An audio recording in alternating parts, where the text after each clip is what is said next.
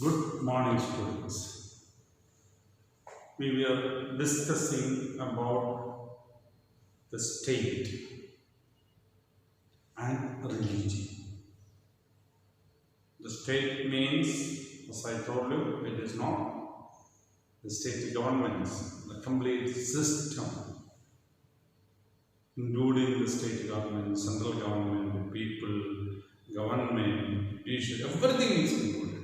That is the state. So that state and religion. So we do see here strategy of non-interference. It is natural that we don't want others to interfere in our personal matters. The public, okay, that's interesting.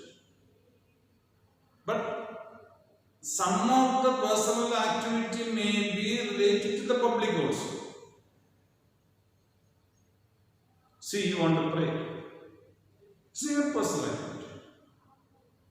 But you want to pray in a private area where there is no disturbance, I think.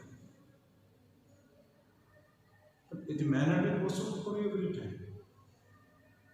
Sometimes you want a group of people, all your friends together, you want to pray in public place. Then you may disturb others. So all those things have to be taken into consideration. Your dress style. Let me see here. Respect for the sentiments of all religions and not interfere with the religious practices. You see, Sundays are the particular days for the Christians, they go to church on that day. The Muslims go to mosque on Fridays. But Hindus, there is no particular day that all the members of that religious group go to the particular temple. But when there is some festival is there. So when some festival is there, now you think a festival of Hindus are. The employees who are working in the government, the other religious group should permit the Hindu religious members to have their religious activities on that day at home or anywhere. So other religious group members should be volunteering to take their duties and responsibilities. The same way, just opposite also. So that is a society. That is the society where we can live a friendly and happy society. Okay, see, the state may make certain exceptions for practices for particular religious communities. Sometimes it happens. Sometimes. We may have to give a special. Now, when a Rathayatra is going on in Orissa, that area is declared holiday by the government.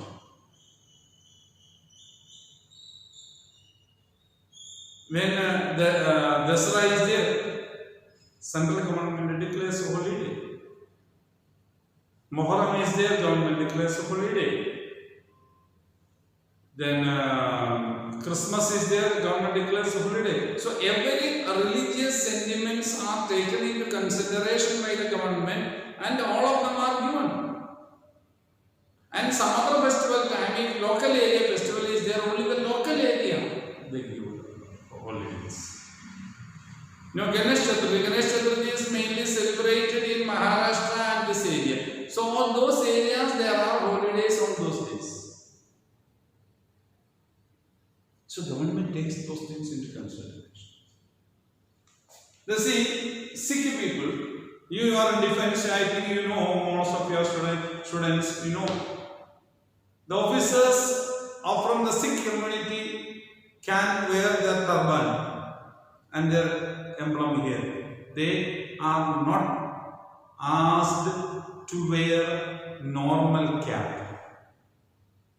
All other officers are bound, all other soldiers and officers in defense are bound to wear their cap that is officially given. And excuse is given to the Sikh members, because according to Sikh religion they have to wear a pugri, a turban on their head. It's known as pugri. You are seeing. Every Sikh member wear that and they walk. So the government has recognized it. And even a helmet, over the pugri they cannot wear helmet. So government has exempted them from wearing helmet. So like that, government takes the sentiments of the religious group of people. That we cannot say government is against other religion. Because government is we are a democratic country. We must see that all sections of the people are happy. If the demand is legitimate and can be accepted and there is no problem for other groups of members in the society, then such religious requests are accepted by the government. That is what we see. So, government is not interfering. They have requested. So, when a law is made for entire country. Helmet rule is made for entire country. Wearing cap is meant for entire defense. Exceptions are taken into consideration and given by the government because of the particular reason. So that is a non-interference. This is not interfering with the religious activities. It is excusing them from other situations. That's what we see. Untouchability is another thing. It's a problem that is basically in the Hindu religion. So the society of India was having that untouchability mistake in the society. So government has interfered and told untouchability is banned. That doesn't mean government is interfering in the religious sentiments of the people of Hinduism. Because it's a social evil where the people are not treated equally. There is a division in the society because of that. So government has interfered and government has banned untouchability. Means government has told you believe in your religion but treat all the people equal. Because constitution has basically written that equality is provided to citizens, the right to equality. When a right to equality is there, if we are permitting the society is permitting, or government is permitting somebody to be treated in different way, then the word right to equality has no value. So that is why the constitution has a banned untouchability. The upper and lower caste feeling is removed from the society. Every member is to be treated equally and in a respectable way. That is because of the democratic system we Indians are following. To prevent this religion-based exclusion and discrimination of lower caste, constitution bans. So religious-based or social-based discrimination should not happen. That is why we have banned the use of untouchability. It's not permitted to have untouchability in the country. It is banned by the government so that it will be out. Let's just see. To ensure that those related to equal inheritance rights. Now government is planning to make a uniform civil code. All religious groups will have the same marriage, divorce, inheritance and so on. Recently, Supreme Court has made or government has approved that property sharing in Hindu society, Hindu families equal for a daughter and a son. Till now, daughter was not given equal share, or just officially it might have been given, but government officially had not published it. Now government officially has published it. So inheritance means the sharing of the property. Whatever the property is there for the father or mother, when it is being shared, how it is shared, that's inheritance, are respected. So each religious sections inheritance method is accepted by the government. In the beginning it was, now also government accepts. So earlier there were different laws, government changes the laws according to the change of the society. So that's inherent. The state may have to interfere in the religion-based personal laws of communities. Sometimes government will interfere and say that process of divorce, process of marriage, marriageable age. In many religions, the marriageable age was below 18. But the government has made it compulsory that marriageable age is 18 for anybody in India. Belong to any religion. Your religious custom or practice of marrying early is not acceptable for the government. Irrespective of religion, everybody can get married only after the age of 18 for girl and for boy 21 years. The religious custom is not accepted there. Every citizen is given equal responsibility. No, our religion permits marriage early. No, earlier we had child marriages. Now also sometimes takes place. But legally it is wrong. So that is what the religious responsibility of the government. So government may interfere in the religious activities, but that doesn't mean that interference is for trouble. It is to bring up the people into the equal status of the members of the society. Treating equality, right to equality is being used by the government. The intervention of the state can also be in the form of support, sometimes supports, because some girl doesn't want to get married at the age of 16. So the government supports the girl. That she reaches the age of 18, she can get married. Because marriage matter comes, the family pressurizes. So she may not be able to escape from the pressure of the family sometimes, or boy cannot escape from the pressure of the family sometimes. So then government rule is there that 18 and 21, then it can happen because support is there. So it is not for the creating trouble for society, it is to treat everybody equal.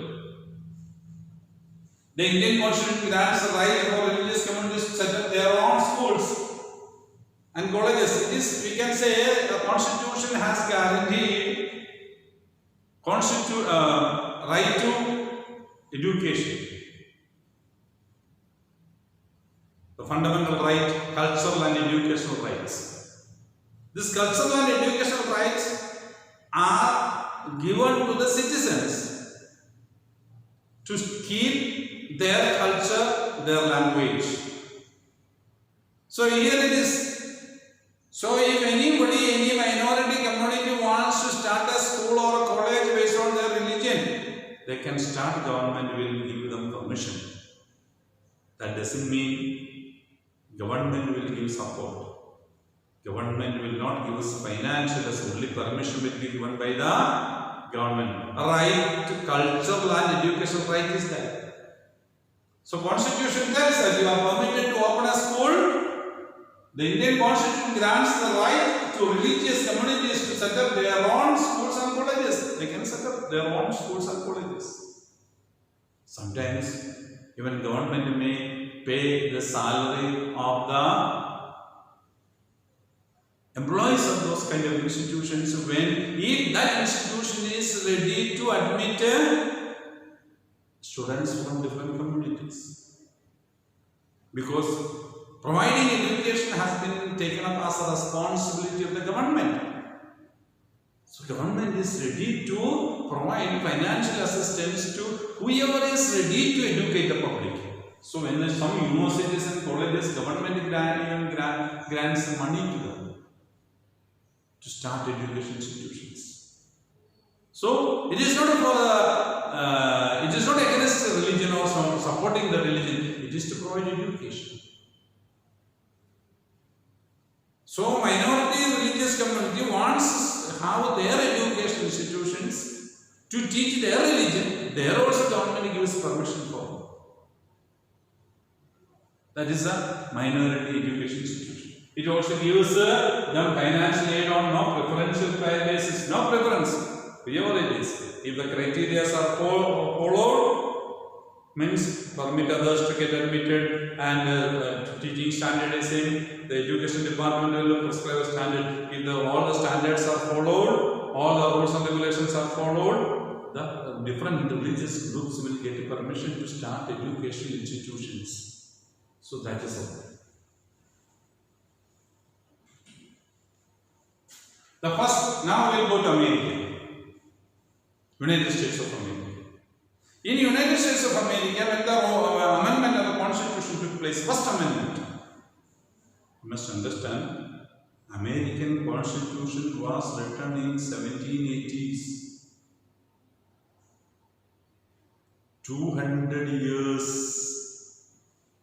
That time 200 years is something very great and long period it is. So that 200 years ago, they wrote down in their constitution. When the constitution was amended means changed. First time when they changed. The first amendment of the US Constitution prohibits the legislature for making laws respecting an establishment of religion. Means American government cannot support any religious group for any kind of religious activities. It prohibits. The legislature cannot make any law. Even the Constitution does. The Parliament of America named the Congress. The Congress that has two houses. House of Representatives and Senate. So that is known as the Parliament of America. That Parliament of America or the Congress cannot make any rules and regulations for bringing up any religious function or religion in the country. Cannot support any religious group in the country. Respecting an establishment of religion. Cannot make a law in American Parliament that let the Christian churches be constructed everywhere. No. Let the Hindu temples can be constructed anywhere. No. The Parliament of America cannot make a law. The Constitution has stopped them. Or that prohibited the free exercise of religion. At the same time, it tells citizens are given the freedom to propagate or practice their religion.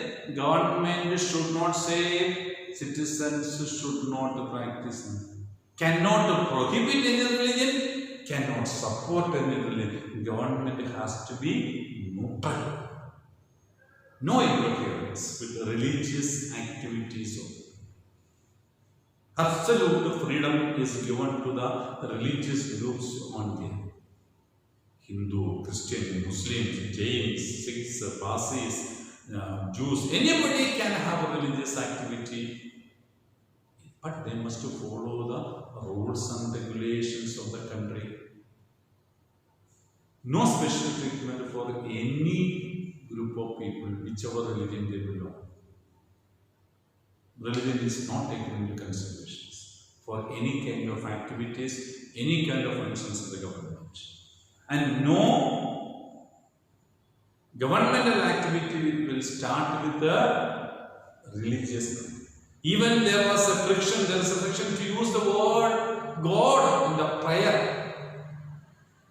That should be said before starting the classes. So I wanted to be absolutely secular. Secular means no God. So government wants to be absolutely secular, no connection with God, no relationship with God. In private permitted. But in government institutions, where government has the word establishment means legislature cannot declare any religion as official religion or preference to one religion. Nothing. No official religion, no preference to any religion. In USA, the separation between the state and religion means that neither the state nor religion can interfere in the affairs of each other. So, government cannot interfere in the religious activities of the people, and the religious organizations cannot say to government, you do this. Both cannot interfere. Separate. That's all. Government has made rules and regulations for anything, marriage, everything is there. It is not based on the religious things. They have decided. Government has decided. In neutral way. That is our main consistency.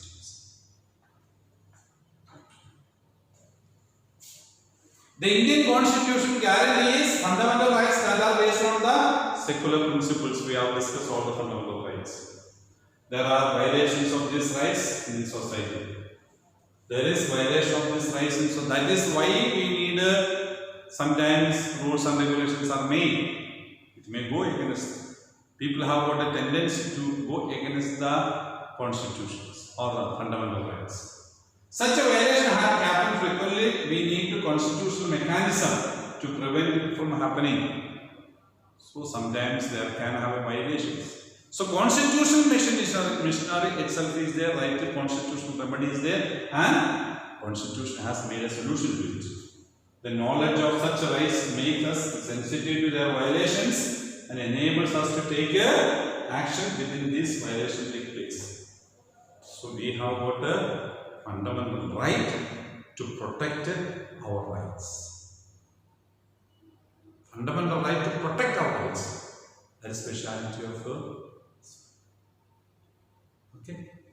Keep in mind and understand it.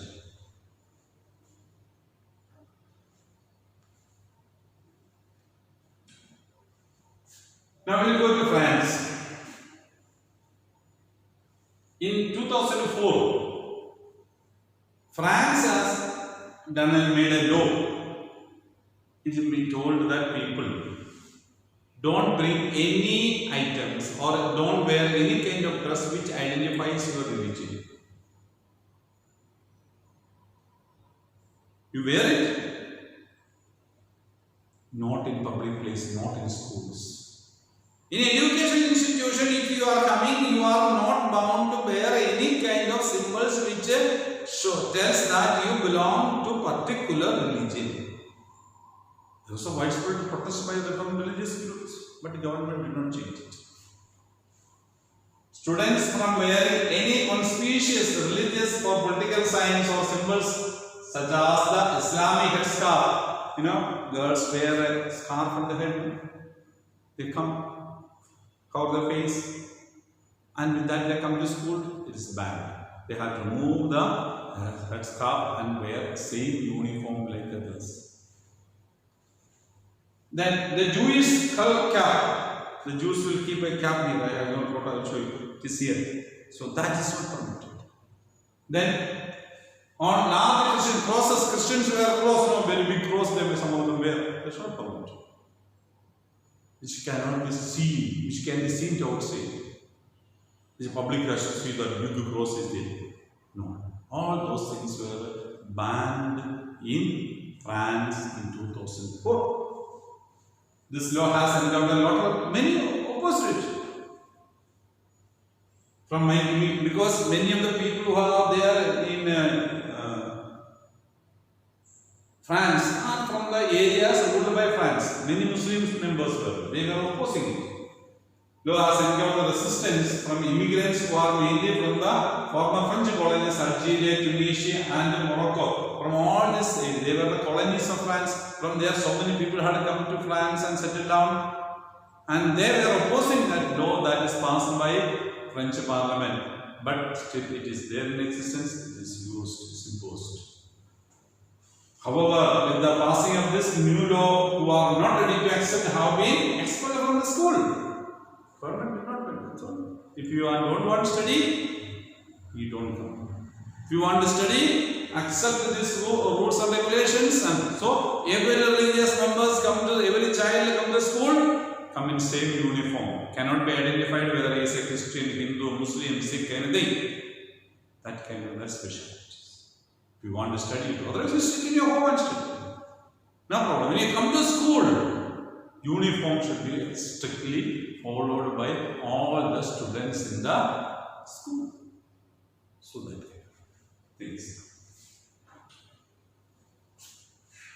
This is this one.